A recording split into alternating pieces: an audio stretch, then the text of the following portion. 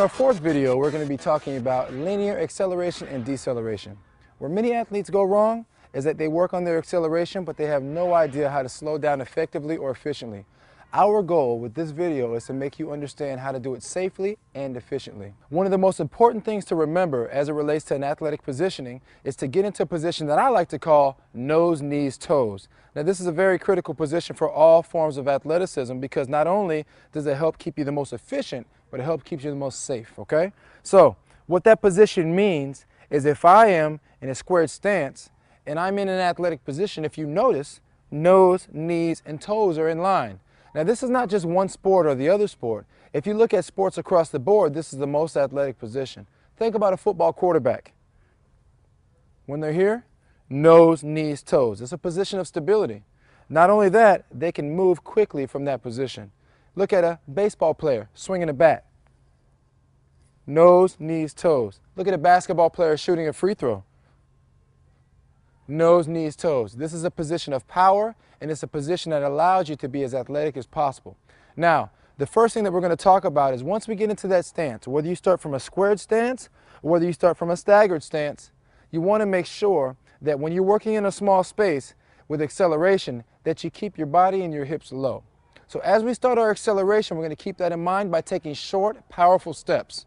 Now the way that we achieve that is by getting the knees up and making sure we push them into the ground as quickly and as safely as possible.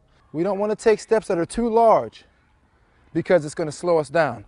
We want to take steps where the foot strike is right under our hips. Short steps.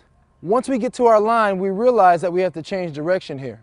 Where a lot of people go wrong is they stay too tall, they become less efficient as they change directions. I want to encourage you to touch the line with both hands. What that's going to allow you to do is keeping that chin up and that chest up.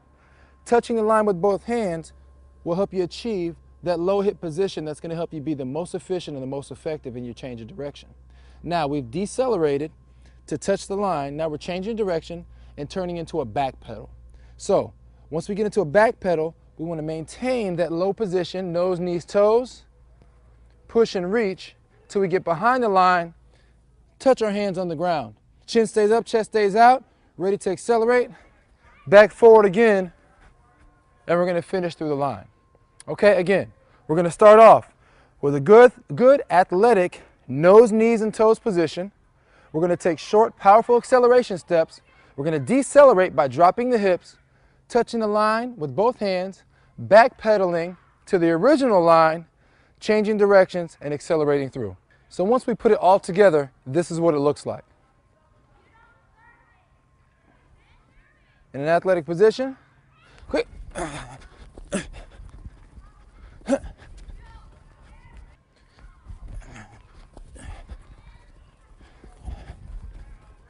That concludes our fourth video in linear acceleration and deceleration. In our fifth video, we're going to be touching upon lateral change of direction. When you put these two together, you become a deadly athlete.